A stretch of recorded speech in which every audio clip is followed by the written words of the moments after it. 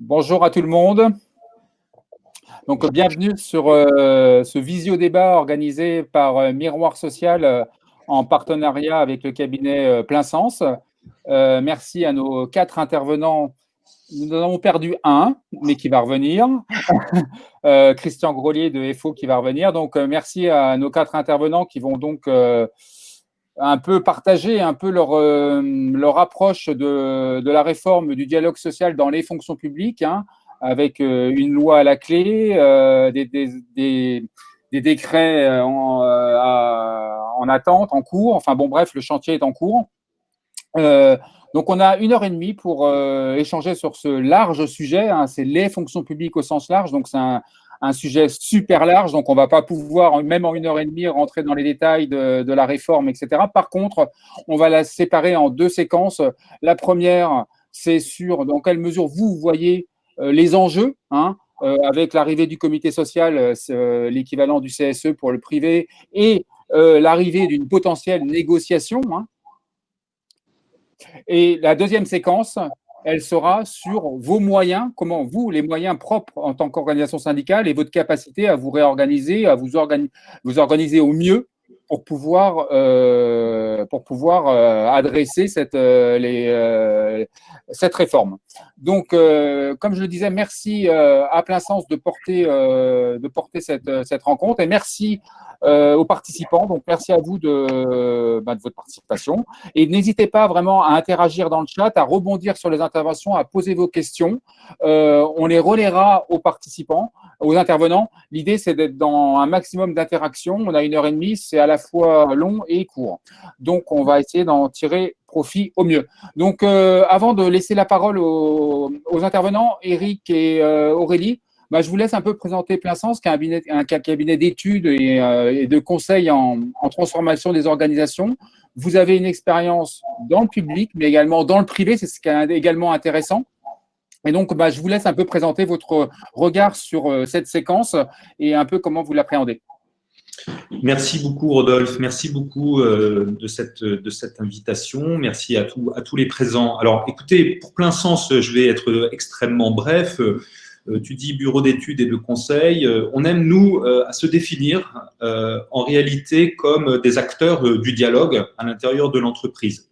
Notre positionnement est un positionnement qui veut systématiquement, qui souhaite systématiquement le développement de tous les dispositifs et ou méthodes d'ingénierie qui permettent de développer le dialogue en entreprise entre l'ensemble des parties prenantes.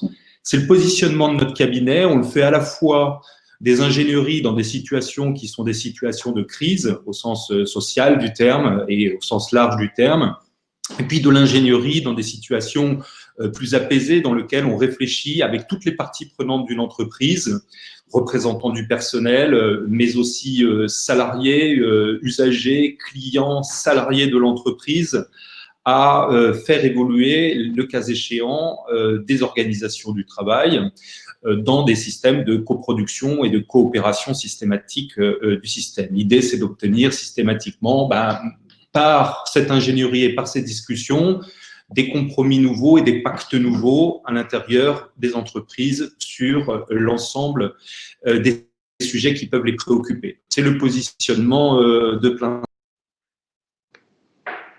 Et qu'on a perdu Plein Sens. Mince. Je laisserai Aurélie et Eric, ils auront l'occasion de repréciser. On va enchaîner, hein. Les aléas du direct, comme on dit. Donc, Mylène, sur la première séquence, sur les enjeux, comment vous les percevez? Donc, on commence avec toi. Donc, Mylène Jacot, tu es donc la responsable des fédérations CFDT des fonctions publiques, hein. C'est des grands, tous les 4, hein, vous chapeautez de grandes organisations complexes et multiformes pour adresser les 3 fonctions publiques, et au sein même des fonctions publiques, des sous. Enfin bon, bref, c'est très compliqué, vos modes d'organisation, enfin très vu de l'extérieur du moins. Donc, Mylène, sur les enjeux, on va commencer sur le conseil social. Vous, toi, en tant que CFDT, comment vous, et en tant que secrétaire général du syndicat, comment tu vois l'arrivée du conseil social équivalent peu ou prou du CSE qu'on a vu arriver dans le privé? Oui, d'abord, bonjour à toutes et tous, ceux qui nous font le plaisir de participer au débat ce matin. Sur le comité social, un premier rappel, ils ne sont pas encore mis en place. Ils se mettront en place qu'à l'occasion du cycle électoral de fin 2022. Donc, le comité social, il entre en vigueur au 1er janvier 2023, finalement. D'abord, un premier rappel. À la CFDT, on n'était pas demandeur de cette loi de transformation de la fonction publique, ni de la refonte des instances qu'elle instaure. En revanche, et comme d'autres, on appelait de nos voeux un renforcement du dialogue social, un renforcement de la négociation dans la fonction publique, mais sur la base d'un bilan et d'un bilan partagé des accords de Bercy. Donc ça, c'est la première chose. On s'est retrouvé pris dans une volonté idéologique très marquée, qui était celle de l'acte 1, pour faire vite, du gouvernement. Un autre rappel d'évidence, le comité social, il sera constitué, mais comme les comités techniques aujourd'hui, de femmes et d'hommes, dont certains sont désignés pour représenter les employeurs et d'autres sont élus, élus par les agents, pour représenter les agents et élus démocratiquement par l'ensemble des collectifs de travail, quel que soit le statut des électeurs, fonctionnaires, contractuels et même apprentis. Donc les élus, on le voit, sont bien les représentants des agents. Les comités techniques sont prolongés par les comités sociaux. Je reviendrai peut-être très rapidement en 2 mots sur les batailles qu'il a fallu mener. Mais ce sont donc des instances collectives dont le poids a été renforcé par les accords de Bercy en 2010. La loi, finalement, elle ne change pas le poids de cette instance. Et renforcé pourquoi ? Parce qu'à partir de 2010, c'est sur ces instances collectives que se fonde la représentativité des organisations syndicales. Alors qu'avant, elle ne se fondait que sur les résultats des élections CAP, ce qui revenait à exclure, de fait, près de 20% des agents qui travaillent dans la fonction publique. Et on voit qu'il y avait quand même un petit souci démocratique dans ces modalités-là de calcul de la représentativité. Entendu. Alors l'intérêt de cette instance, j'ai envie de dire, c'est que, comme le comité social, il permet de recentrer les compétences sur l'ensemble des sujets qui sont en lien avec le travail et en lien avec les missions qui sont celles qui incombent aux agents et qui sont celles des différents services dans lesquels ces instances sont élues. Par exemple, quand on obtient que les lignes directrices de gestion relèvent de la compétence du comité social, même si on aurait souhaité que ça aille plus loin, que ça relève de la négociation, etc. Mais n'empêche que désormais ça relève de la compétence du comité social.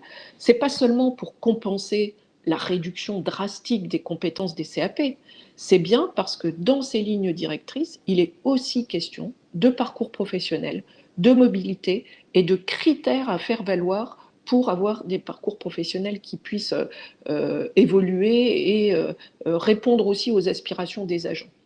Et on a ainsi obtenu, par exemple, lors de l'examen du décret sur les lignes directrices de gestion, que les engagements que les agents peuvent avoir, que ce soit des engagements associatifs ou des engagements syndicaux, soient pris en compte dans les déroulements de carrière et dans les parcours professionnels. Donc, ça peut sembler du détail, mais derrière, ça implique qu'on veuille pousser pour faire prendre en compte les compétences des agents, y compris celles qu'ils n'exercent pas dans leur quotidien au travail. C'est vraiment tenter d'avoir des raisonnements RH un peu plus larges et un peu plus valorisants et attentionnés pour les agents. C'est pas gagné, hein. Ça sera le boulot des élus. Alors après, il est aussi question très directement de travail et d'organisation du travail.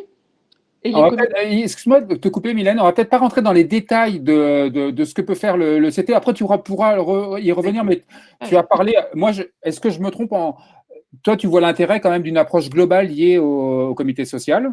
C'est ce qu'on. Comme celle qu'on avait défendue au moment de la négociation des accords de Bercy sur les comités techniques. Hein. D'accord.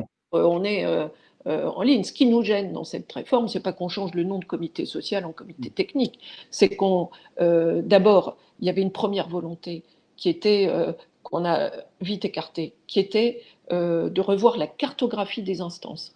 La cartographie des instances, elle reste la même. On aura toujours les CT de proximité dans les différents services, dans les établissements publics, dans les directions départementales, etc.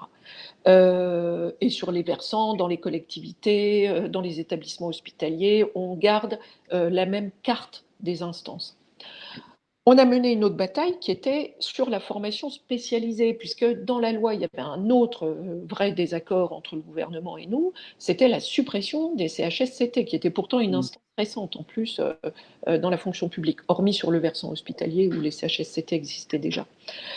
Mais là, il a fallu mener la bataille et accepter de la décaler un peu pour obtenir satisfaction et obtenir de pouvoir maintenir au moins une partie et une bonne partie des compétences des CHSCT avec ces nouvelles instances grâce à la création de cette formation spécialisée. Autre différence avec le secteur privé, le gouvernement voulait nous imposer un seuil d'existence de cette formation spécialisée à 300. On a réussi à le faire baisser à 200. On voulait 50. Voilà, on a obtenu 200.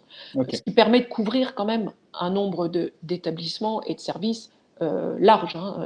Il y a quand même beaucoup d'établissements ou de services où on a plus de 200 agents. Donc, voilà, c'est des éléments sur lesquels on continue. Maintenant, j'ai envie de dire, les textes, ils sont ce qu'ils sont. On a les désaccords qu'on a eus, qu'on a exprimés. Il y en aura d'autres encore, ça, j'ai peu de doute là-dessus. Le défi, ça va être de les faire vivre, ces instances. Alors justement, là je me permets d'intervenir sur, on va passer sur la partie, c'est l'autre volet, la négociation. Bon, les lignes générales de gestion, vous n'allez pas les négocier. Pour autant, la négociation est mise sur la table et quand on cadrait ensemble, tu me disais que vous étiez favorable qu'en amont de la moindre négociation, on rentre dans une logique d'accord de méthode, c'est-à-dire de préparer les conditions de la négo. Pour toi, c'était indispensable pour ne pas aller régulièrement dans le mur. Oui. Alors d'abord sur la négociation, renforcer la négociation, c'est aussi, nous on aimerait aller plus loin que ce qui nous est proposé actuellement, aller vers un certain nombre de sujets qui devraient être obligatoirement soumis à la négociation. On connaît dans le privé un certain nombre de sujets, il y a celui des rémunérations, il y a celui de l'égalité professionnelle, nous on en a d'autres à proposer, on souhaiterait que certains sujets soient obligatoirement soumis à la négociation, pas forcément tous les ans, parce qu'en fonction des sujets, ça ne relève pas forcément toujours d'une négociation annuelle, mais régulièrement, donc qu'on fixe que tous les 2 ans, tous les 3 ans, on est à traiter de tel ou tel sujet, ou tous les ans pour certains autres. Première chose. Deuxième chose, le projet qui nous est proposé, qui est encore en discussion, il mentionne la possibilité d'accord de méthode. Nous, on souhaiterait que ce soit un préalable à toute négociation, ce fameux accord de méthode. Et que cet accord de méthode, il ne vient pas se substituer à la négociation, il ne vient pas préjuger de ce que sera la position de chaque organisation à l'issue de la négociation, où chacun retournera devant ses mandants pour juger de l'avancée que les négociations auraient permise, etc., pour savoir si on s'engage par une signature ou pas. Non, l'accord de méthode, il doit simplement permettre de se mettre d'accord sur les contours de la négociation. Parce qu'on peut traiter d'un sujet, mais une négociation, elle ne va jamais traiter de l'ensemble de ce sujet. Autrement, c'est de la négociation permanente. Enfin, voilà. Donc, c'est fixer les contours de la négociation, c'est fixer le calendrier, parce qu'à un moment, une négo, il faut la commencer, puis il faut aussi la finir. Donc, si on veut qu'elle aboutisse, il faut bien la finir à un moment donné. Donc, il y a ces questions de calendrier. Et puis, parmi les sujets que devrait traiter cet accord de méthode, il y a celui des moyens. Les moyens des organisations syndicales, ils sont donnés par la présence dans les instances, la représentativité, le nombre de voix, le nombre de sièges, etc. Mais il nous semble qu'il n'est pas complètement farfelu de se dire que de s'engager dans une négociation, ça peut exiger des moyens, y compris parfois des moyens temporaires. Quand vous avez des négociations qui exigent un niveau de maîtrise de tel ou tel sujet, vous pouvez avoir besoin d'un temps syndical, même de manière temporaire, pour permettre à un expert parmi vos adhérents de tel ou tel sujet, de telle ou telle compétence de pouvoir vous y aider, participer, etc. Vous pouvez avoir besoin de locaux, par exemple, et donc qu'on vous donne un bureau pour le temps de la négociation, c'est pas forcément grave qu'on vous apporte. Bref, les moyens matériels et humains indispensables à pouvoir traiter, comment dire, en toute égalité. On n'est jamais complètement égaux avec les employeurs, il ne faut pas se raconter d'histoire, mais en tout cas, en toute équité, que les uns et les autres, parties prenantes à la négociation, puissent s'y investir pleinement et sans pour autant mettre sous le boisseau tout le reste de notre travail au quotidien. Entendu. Bah, nickel. Merci beaucoup, Mylène. Eric, oui? Oui, je voudrais rebondir. Pardon, tout à l'heure, nous avons été coupés. J'espère qu'on a pu aller jusqu'au bout, mais je vous prie de m'excuser. Je voudrais tout de suite rebondir là-dessus et dire les deux phrases avec lesquelles je voulais terminer. Et ça va rebondir avec le propos de Madame Jacot qu'elle vient d'exprimer à l'instant. Il nous semble effectivement que l'enjeu autour de cette loi, ça va être beaucoup, là où notre expérience un peu différente à Aurélie et moi-même, l'État, la fonction publique hospitalière, la territoriale, ce sont quand même des versants avec des histoires très différentes et avec, si j'ose dire, une culture du dialogue qui n'est pas tout à fait la même selon qu'on est à un endroit ou à un autre. Il me semble qu'il y a un enjeu fondamental avant de mettre des objets possiblement à la négociation, que sont la méthode avec laquelle on va amener le dialogue pour discuter sur ces différents objets. Alors qu'on l'appelle accord de méthode ou qu'on l'appelle par d'autres types de pactes ou autres types de méthodologie qui permet de sécuriser, j'aime bien le terme d'équité, j'allais dire moi la qualité de ce dialogue me semble fondamentale avant de mettre des objets qui de mon point de vue, peut-être on y reviendra dans la discussion avec tout le monde, mais qui sont des objets complexes à mettre sur la table, parce que possiblement des complexes dans lesquels les gens ne sont pas d'accord, ça c'est tout à fait normal, avec des intérêts divergents, c'est bien normal. Ce sont des objets qui sont des objets liés à la transformation aussi, à l'accompagnement des individus, des carrières, des trajectoires professionnelles, avec des enjeux de qualité de service public. Ce sont des enjeux qui amènent de la technicité forte, de l'engagement fort, et donc les méthodes avec lesquelles ce dialogue va être possible nous paraît être un enjeu fondamental. La question que l'on se pose et qu'on vous pose, c'est d'abord, y a-t-il envie des parties prenantes de négocier? Ça, c'est la première chose. Et si oui, sur quoi?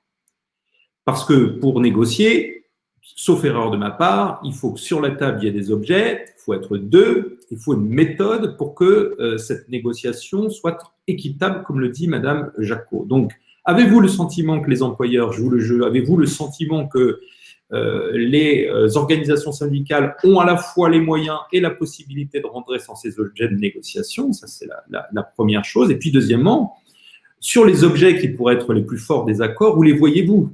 Parce que l'animation de ces désaccords, aujourd'hui, dans la fonction publique, on a du mal à la observer, nous. On ne voit pas, par exemple, de directeur ou de directrice des relations sociales à proprement parler, des gens formés pour pouvoir animer un dialogue d'une telle complexité. Voilà, c'était juste avec ça que je voulais relancer et interroger les invités. Merci Eric. Ça fait une transition sympa avec Jean-Marc, l'intervention de Jean-Marc Canon. Après, Mylène, vous aurez l'occasion de rebondir sur la rampe lancée par Eric. Mais Jean-Marc, quand on a préparé l'entretien, tu m'expliquais en CT la capacité de l'employeur public, quand un de ses textes était retoqué par l'ensemble des organisations syndicales, sa capacité à revenir en séance suivante avec le même texte. Ça augure de quoi en termes de culture du dialogue social à venir? Il faudrait être comme il faut, ouais, c'est parfait. Ouais, bonjour tout le monde, merci de l'invitation. Juste un mot, si je peux me permettre, très rapide. Bon, Mylène a dit déjà beaucoup de choses sur la loi TFP, sur les accords de Bercy et sur les accords de Bercy. Nous partageons l'idée qu'il faudrait, 12 ans après la signature, 10 ans après la loi, procéder à un vaste échange sur les enseignements que les accords de Bercy ont apporté, leurs insuffisances, leurs carences, leurs points positifs. C'eût été pour nous la meilleure des méthodes, etc. Parce qu'aujourd'hui, moi je veux simplement dire la loi de transformation de la fonction publique, et en particulier sur cet aspect dialogue social, réforme des instances de concertation, la CGT n'était pas simplement demanderesse, elle est opposée à ce que cette loi porte en la matière. Nous sommes républicains, elle s'applique, hein, mais néanmoins, je voulais dire ici que pour nous, et justement parce que pour nous, pour la CGT, elle dénote un état d'esprit qui est que les employeurs publics, ce faisant, ont inscrit une loi qui semble considérer le dialogue social au mieux comme un passage obligé, voire comme une lourdeur, et pas du tout comme un investissement sans lequel, pour nous, il ne peut pas y avoir de réforme réussie dans la fonction publique. On parle souvent des réformes de la fonction publique. Pour la CGT, je veux le dire, comme ça éclairera notre point de vue, il ne peut pas y avoir de réforme réussie dans la fonction publique si les agentes et les agents ne sont pas actrices et acteurs de cette réforme. Or, trop souvent aujourd'hui, les agents se sentent au mieux spectateurs, quand ce n'est pas qu'ils se sentent complètement écartés, etc. Pour nous, la fonction publique, c'est le sens de l'intérêt général, c'est comme ça que les agents s'y investissent, et actuellement, quoi qu'on pense des réformes, on peut être opposé, favorable, c'est pas le sujet. Nous, il nous faut donner tous les leviers pour que les agents soient acteurs et actrices, et sans un véritable dialogue social. Et donc, sans considérer que ce dialogue social est un investissement, un plus et pas une lourdeur, on n'y arrivera pas et les réformes seront vouées peu ou prou à l'échec. Alors, juste, bon, je pourrais être très long et je veux dire après ce qui a été demandé. Nous, on est donc favorable au principe de négociation, nous sommes favorables au principe de pouvoir signer des accords à tous les niveaux du moment qu'il y a la hiérarchie des normes, c'est-à-dire qu'y compris les accords de proximité sont pour nous une façon d'irriguer le dialogue social et de faire que les choses soient vraiment vivantes et concrètes. Et simplement, je veux juste donner, alors je ne vais pas revenir sur la fusion CT, CHSCT et tout ça, juste oui, c'est encore une fois, le dialogue social, ça doit correspondre pour nous à un investissement et aussi à quelque chose où il y a une forme de confiance qui règne. Et effectivement, je crois que c'est pour ça que je parlais des accords de Bercy. Dans les accords de Bercy, il a été mis une clause particulière qui est que dans une instance, les CT en particulier, quel que soit le niveau de ces CT, lorsqu'un texte passe dans ce CT et que l'ensemble des organisations syndicales représentatives, l'ensemble, c'est-à-dire celles qui ont, grâce aux élections professionnelles, gagné leur représentativité, s'opposent à ce texte, l'unanimité. Il y a une obligation de ce qu'on appelle une seconde lecture, c'est-à-dire que les pouvoirs publics, les autorités, ne peuvent pas considérer que le texte est entériné et doivent du coup le repasser dans une seconde séance, d'où la fameuse seconde lecture. Bon, on pourrait déjà argoter sur le fait qu'on demande aux syndicats une position unanimement contre pour qu'il y ait seconde lecture. Nous, à la CGT, on considérait que la démocratie étant souvent le fait majoritaire, un vote majoritaire contre des organisations syndicales devrait déjà, nous semble-t-il, suffire à entraîner que le texte ne peut pas passer en l'état et surtout déjà être un état d'alerte pour l'employeur public de quelque chose qui ne va pas. Un texte qui arrive après des jours, des semaines parfois de débats, de concertation et qui ne recueille pas l'assentiment de la majorité des organisations syndicales, c'est probablement, il pose un certain nombre de problèmes. Sauf à considérer, c'est peut-être le cas, les organisations syndicales et représentants des personnels comme des emmerdeurs et des empêcheurs de tourner en rond, ce qui pose une autre question dans ce cas-là. Mais juste, moi ce que je remarque, avec une expérience à plein de niveaux, sur des dizaines et des dizaines, même des centaines de cas maintenant, avec les 10 ans de recul que nous avons, c'est que tout le temps, je dis bien tout le temps, peut-être à une ou deux élections près, lorsqu'un texte a recueilli, donc un vote unanimement contre, les employeurs publics repassent le plus vite possible, dans la semaine, dans les 10 jours, le texte considéré exactement en l'état sans en changer une virgule. Et moi, je crois que c'est symptomatique de quelque chose qui ne peut pas durer. C'est-à-dire que finalement, cette seconde lecture n'est pas considérée comme une nouvelle chance, comme une possibilité de rouvrir un dialogue social fructueux où on essaie ensemble, avant la deuxième instance, de regarder ce qui peut être corrigé, amélioré, de trouver le bon sens du compromis, je ne dis pas la compromission, du compromis qui permet d'avancer ensemble dans un service public dont je veux rappeler par ailleurs que ces réformes sont tournées vers l'intérêt général des citoyens. Eh bien non. Les employeurs publics, quelle que soit leur couleur politique, d'ailleurs, qui se sont succédés, quel que soit le niveau, repassent systématiquement le même texte, changeant une virgule le plus vite possible, parce que pour eux, c'est une simple formalité, et la seconde lecture est pour eux considérée comme une lourdeur, il faut bien le dire, un emmerdement, plus encore une fois que quelque chose qui pourrait renchérir, améliorer le dialogue social. Et donc la CGT, nous on demande, par exemple, c'est un exemple, J'en ai plein d'autres, mais je ne veux pas être trop long. L'intérêt de nos échanges, c'est d'être le plus interactif possible. Je donne ces exemples. Nous, on pense qu'il faut réformer ce système-là et que, la seconde lecture doit être de droit dès que les organisations syndicales représentatives, c'est-à-dire celles qui ont été élues par le vote, Mylène l'a rappelé, par le vote des agents qui soient titulaires ou non titulaires. Il y a une forme de légitimité incontestable, je crois, de la démocratie sociale. Lorsqu'un vote majoritaire a lieu contre un texte, nous souhaitons qu'il y ait d'ores et déjà seconde lecture, et nous souhaitons, c'est que la seconde lecture impose à l'employeur public une deuxième phase de concertation sur ce texte, et que, obligatoirement, la deuxième séance sur ce texte impose que le texte ne soit pas rédigé strictement de la même façon que lorsqu'il est passé en première lecture. Voilà. Ça peut être considéré comme des contraintes et des lourdeurs, mais à notre sens, à la CGT, pas du tout. Ça permet encore une fois d'avoir des textes qui recueillent un compromis au bon sens du terme et qui ensuite, mieux appréhendés par les personnels, mieux conçus, permettent encore une fois que les réformes qui sont souvent sous-tendues par ces textes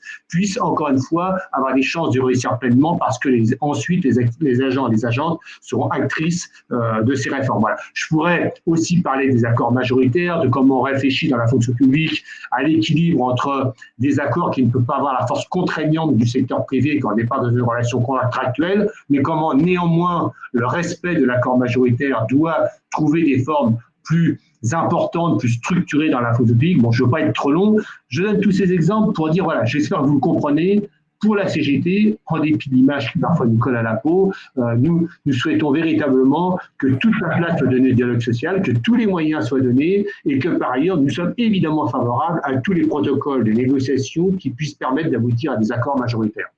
Entendu, Jean-Marc. Sur un autre volet, c'est celui la diminution des prérogatives des CAP, des commissions administratives paritaires, qui vont vraiment être réduites à la portion congrue.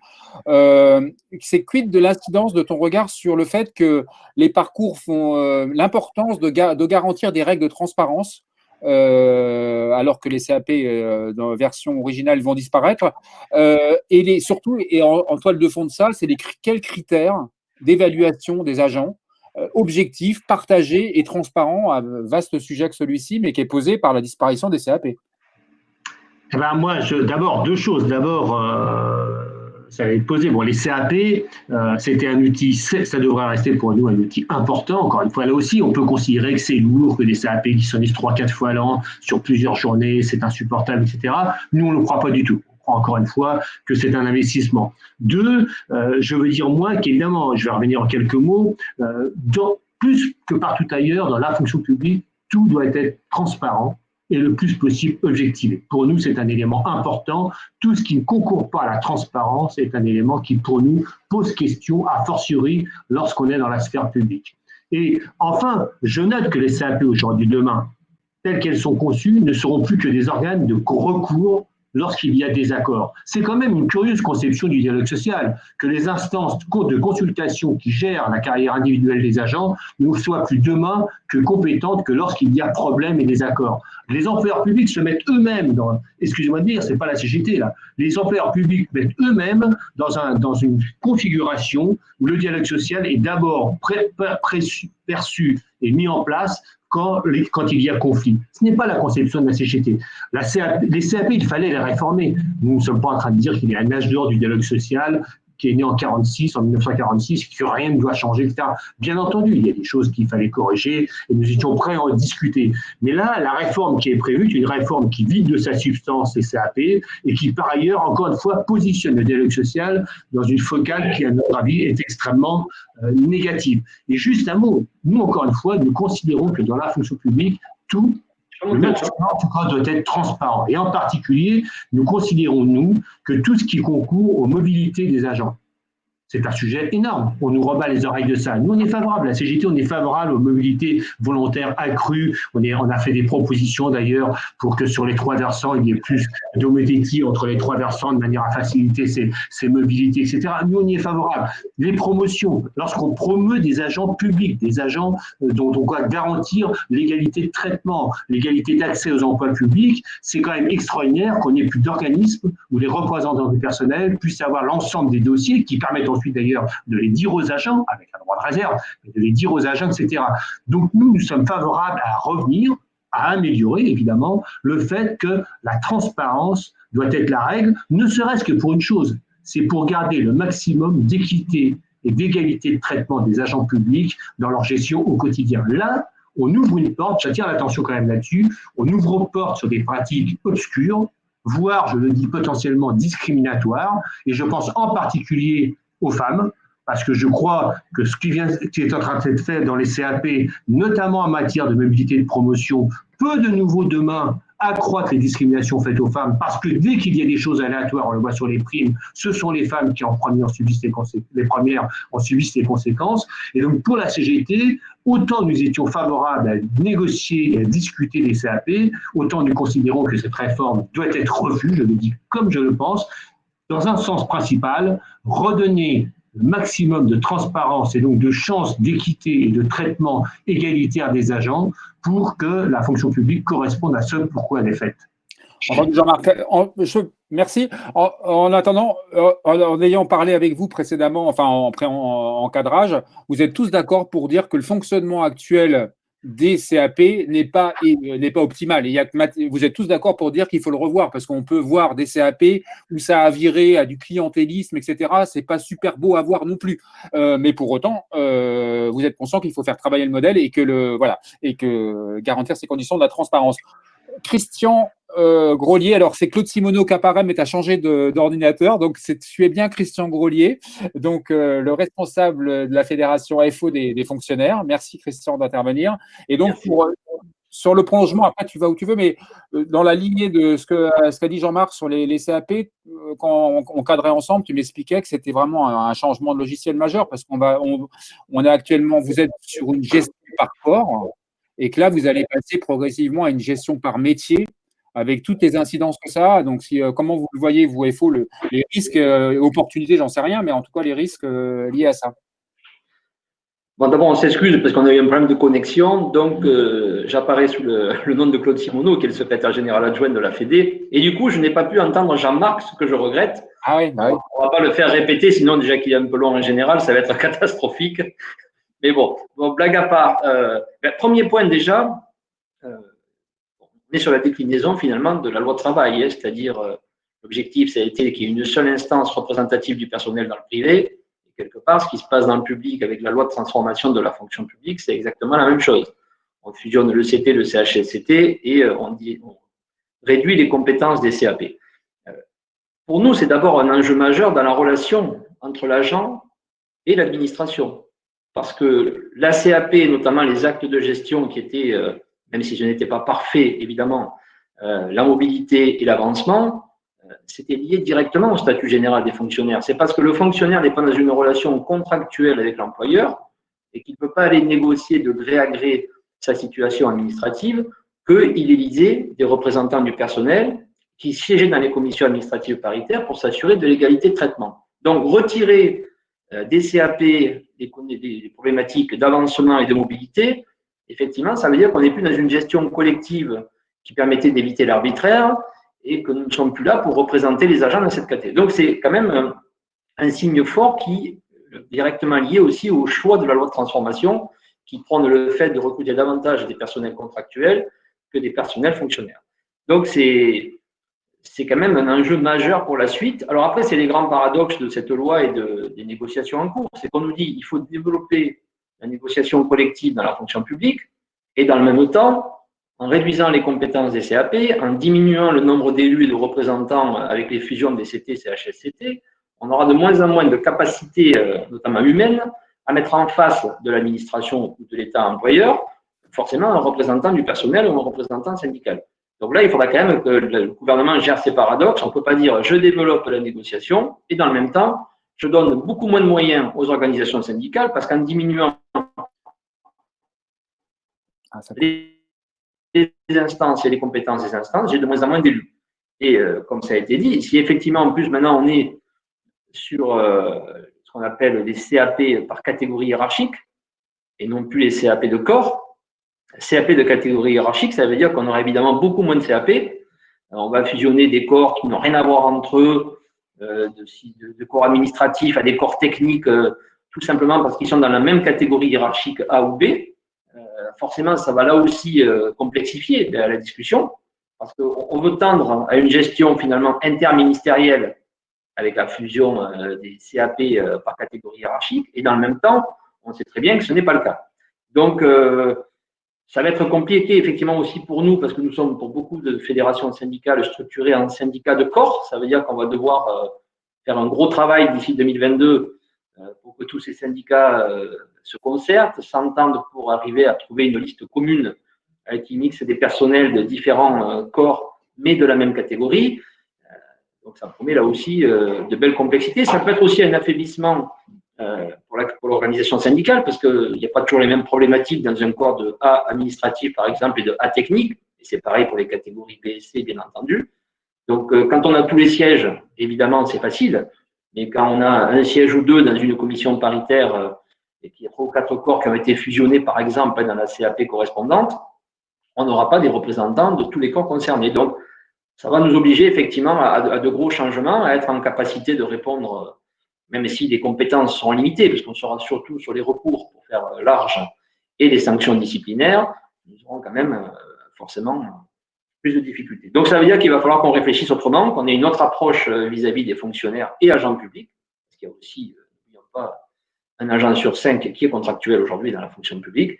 Donc il y aura toutes ces dynamiques à mettre en place, toutes ces réorganisations. Entendu. Sur le volet négociation, c'est quoi votre position? Il va falloir bien mettre en place des clés de représentativité dans les accords qui vont être signés. C'est quoi le caractère opposable pour vous et l'insécurité juridique qu'il y a derrière la négociation? Quand on commence à parler de négociation dans la fonction publique, ben, toutes les pans juridiques à sécuriser, notamment celui de la représentativité des acteurs. Alors, sur les 4 invités, nous sommes, je le répète à l'envi, l'organisation qui n'a pas signé les accords de Bercy. Donc on est assez à l'aise sur le sujet. On a un vrai souci de représentativité sociétale. Alors nous, négocier, j'allais dire, c'est l'ADN de Force ouvrière, mais aussi des camarades des autres syndicats. Si on n'est pas là pour négocier et contracter, si possible, les accords, on ne sert à rien. Donc, bien sûr on souhaite négocier. Après, c'est une vraie question de savoir si on peut négocier dans la fonction publique. Est-ce que l'employeur public est un employeur comme les autres? C'est une question de fond. L'employeur public, parfois, ne peut pas décider lui-même puisqu'il dépend du vote du Parlement, en particulier sur les éléments budgétaires, donc les effectifs, les rémunérations, les carrières, etc. Ensuite, il y a le problème de la représentativité que vous avez évoqué. C'est un problème de fond au niveau interministériel et interfonction publique. Nous avons des seuils de représentativité à atteindre dans les comités techniques, même dans les comités techniques ministériels si on reste sur l'État, mais aussi dans les comités techniques locaux. Et bizarrement, à l'interministériel et à l'interfonction publique, il n'y a pas de seuil. En résumé, c'est un peu le grand paradoxe aussi de la négociation. C'est le patron, c'est-à-dire l'État employeur, qui choisit avec qui il discute. Puisque c'est lui qui détermine, en fonction du nombre de sièges qu'il va offrir au Conseil supérieur, tant à l'État, à la territoriale qu'à l'hospitalière, ou au Conseil commun de la fonction publique, qui va être représentatif. Et on a d'ailleurs ce grand paradoxe, et c'est en disant ça, bien sûr, je rappelle que nous n'avons aucun souci avec nos camarades de la CFTC, mais cette organisation n'est pas représentée au Conseil supérieur de l'État, pas plus qu'à celui de la territoriale et pas plus qu'à celui de l'hospitalière, et au Conseil commun de la fonction publique, parce qu'il y a plus de sièges, elle arrive à être représentative. C'est une vraie interrogation. Comment je peux être représentatif sur les 3 versants quand je ne le suis sur aucun des 3? Et que derrière, si on mettait un seuil, on sait très bien que des organisations qui font largement moins de 8% ne pourraient plus être représentées. Donc, ça aussi, il faudra que l'administration éclaircisse sa position. On nous dit en gros, rien ne va changer jusqu'en 2022, parce qu'on le sait, il y aura à nouveau les élections professionnelles. Pourquoi pas? Mais après, ça pose une vraie question. Si on a des organisations qui, en fait, n'existent pas au niveau local, au niveau ministériel, au niveau des versants, qui existent au niveau interministériel et interfonction publique, il y a quand même quelque part une sorte d'incohérence avec le fait de la notion de représentativité. Donc nous, je pense qu'il faudra qu'on puisse éclaircir ça à l'avenir pour savoir qui signe et qui ne signe pas. Et c'est d'ailleurs pour ça que dans les discussions actuelles, FO est attaché à l'accord majoritaire. Parce qu'un accord minoritaire qui pourrait se retrouver avec des organisations qui représentent très peu, ça n'aurait pas de sens par rapport aux agents eux-mêmes. Donc il y a des enjeux majeurs, effectivement, en disant qu'est-ce que c'est que la représentativité interministérielle et interfonction publique demain, et est-ce que l'État employeur peut négocier comme un autre employeur? Et à mon avis, c'est ça qui engage la sécurisation juridique. Merci. J'allais t'appeler Claude. Non. Pas grave, il est à côté de moi, c'est pas grave. Eric, Aurélie?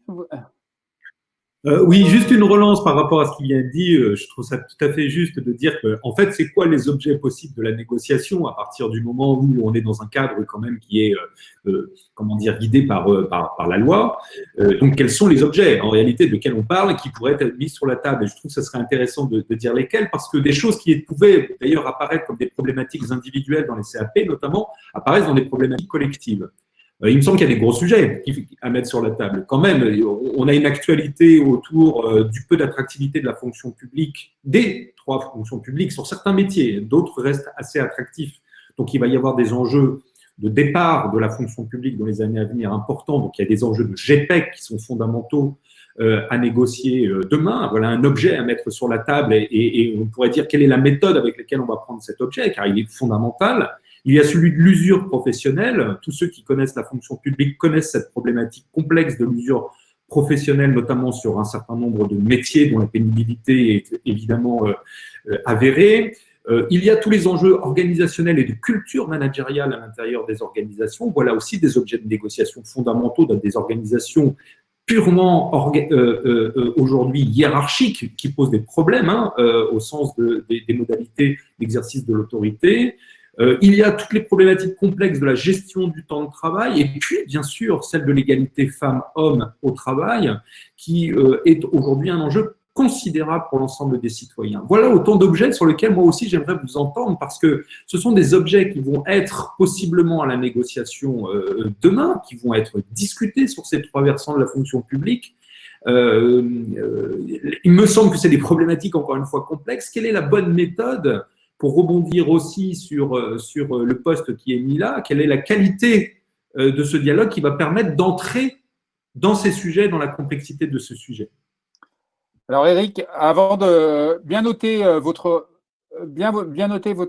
relance, par contre, simplement laisser Luc partager son témoignage et ensuite on fera le tour sur les objets et les conditions de ces objets avant de passer sur les moyens, si vous êtes OK là-dessus. Luc, justement, par rapport au fil rouge que je vous ai adressé, j'inverse un peu les choses et après, si vous voulez repartir ailleurs, vous faites comme vous voulez. Mais justement, quand Mylène a commencé et Jean-Marc a enchaîné sur les conditions préalables, quelque part, avec la notion d'accord de méthode, avec Mylène, toi, quand on en parlait, tu me disais, et Mylène qui parlait du fait qu'elle regrettait, et je pense que vous êtes tous d'accord pour dire qu'il n'y ait pas eu de bilan sur l'état actuel du dialogue social dans la fonction publique avant de commencer la réforme. Luc, tu me disais qu'il y a aussi la capacité des fonctions publiques à lancer des expérimentations sans évaluer, que ça, il fallait arrêter, notamment, par exemple, là, en l'occurrence, il y a la rupture conventionnelle qui est arrivée dans la fonction publique. Dans quelle mesure on va se donner les moyens de faire des bilans intermédiaires sans attendre les 5 ans, quoi? Bonjour à tous et merci pour l'invitation.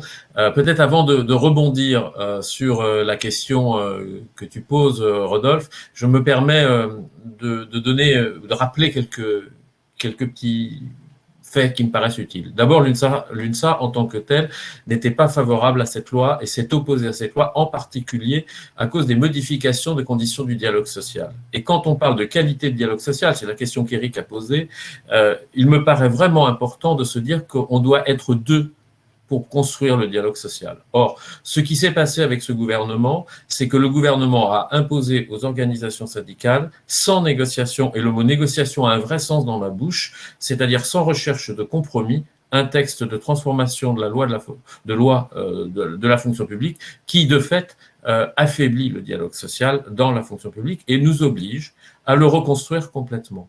Au lieu de le moderniser, au lieu de s'appuyer sur l'existant et de partir et d'améliorer un certain nombre de fonctionnements, on peut toujours critiquer, on peut toujours améliorer, au lieu de partir avec cette volonté de dialogue, avec cette volonté de négociation, le gouvernement a fait autrement. Et donc, pour nous, c'est révélateur de l'exemple que nous parlions à l'instant, que tu posais la question, de dire très clairement, une expérimentation doit-elle se traduire tout de suite par une généralisation? on a l'exemple de la rupture conventionnelle qui est expérimentale, qu'on a découvert à la veille de la présentation du texte de loi de transformation de la fonction publique. À aucun moment, dans les quelques discussions préalables, cette question n'avait été abordée, et on a découvert cet élément sous forme d'expérimentation.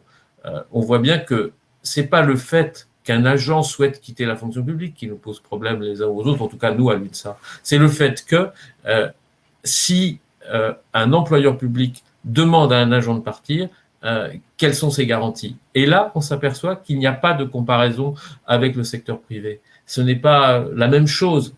Il faut qu'on se dise, le secteur privé fonctionne avec des règles différentes, avec un droit différent que celui de la fonction publique. Et Christian le rappelait en parlant, par exemple, des conditions budgétaires, des conditions fixées par le Parlement en tant qu'employeur. Et donc, il y a un certain nombre d'éléments qui font qu'on a un statut de la fonction publique en France parce que les règles sont différentes et qu'on travaille pour l'intérêt général d'une façon générale. Et c'est pour ça aussi que nous pensons, nous à l'UNSA, qu'il ne faut pas comparer les règles de dialogue social dans la fonction publique avec celles du secteur privé.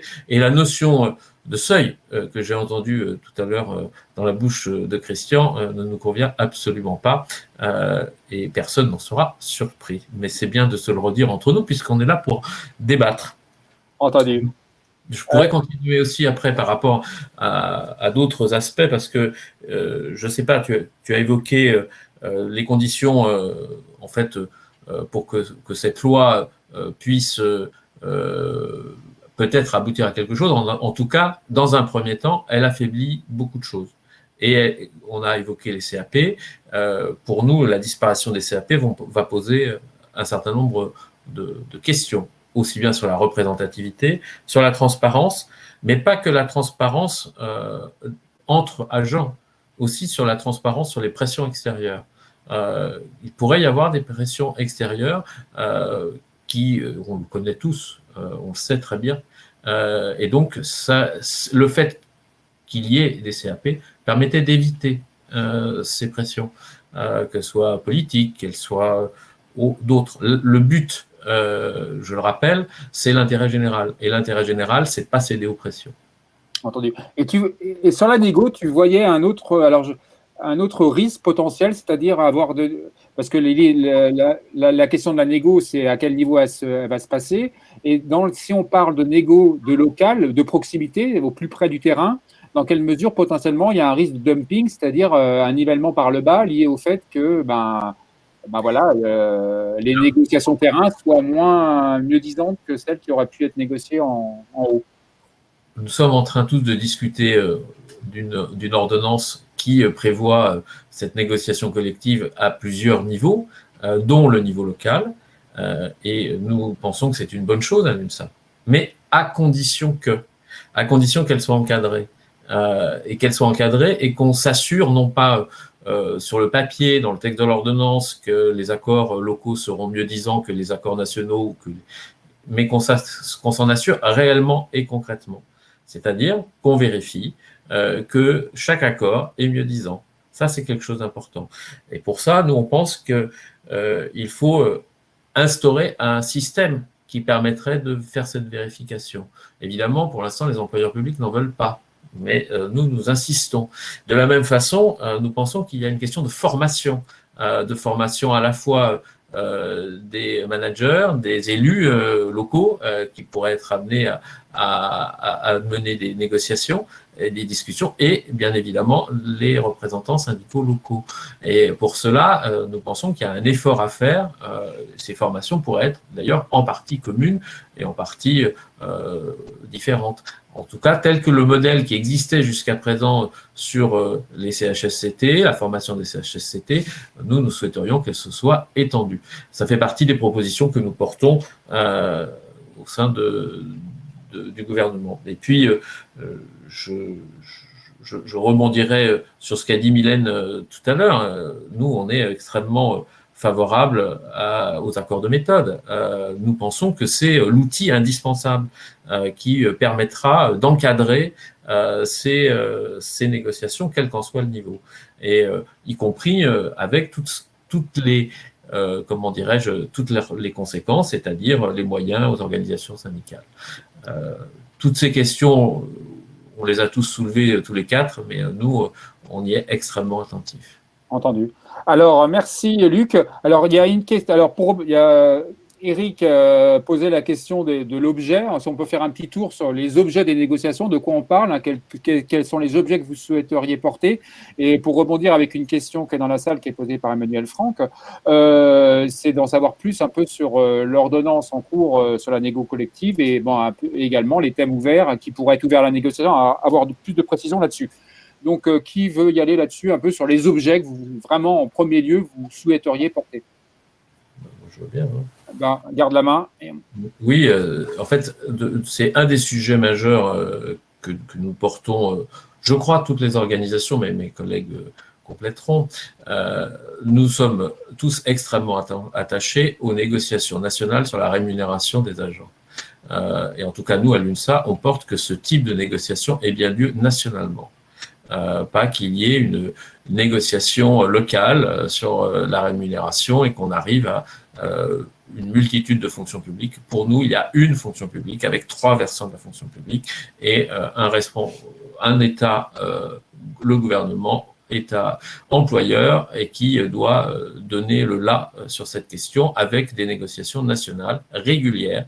Et quand je dis négociation, c'est vraiment important parce qu'il ne s'agit pas de concertation, il ne s'agit pas d'information, il ne s'agit pas de discussion, mais de négociation. Si on veut faire un progrès en France, il faut qu'on avance sur la négociation et la culture de la négociation avec l'apprentissage du compromis. Et sur les sujets, ceux évoqués par Eric tout à l'heure nous paraissent essentiels. C'est les conditions de travail, la qualité de vie au travail, l'attractivité, l'AGPEC, la protection sociale complémentaire, l'avenir, les transformations écologiques nécessaires de nos services. Tous ces sujets sont des sujets qui commencent à apparaître parce qu'on les porte les uns ou les autres dans le projet d'ordonnance que nous sommes en train de discuter actuellement avec le gouvernement.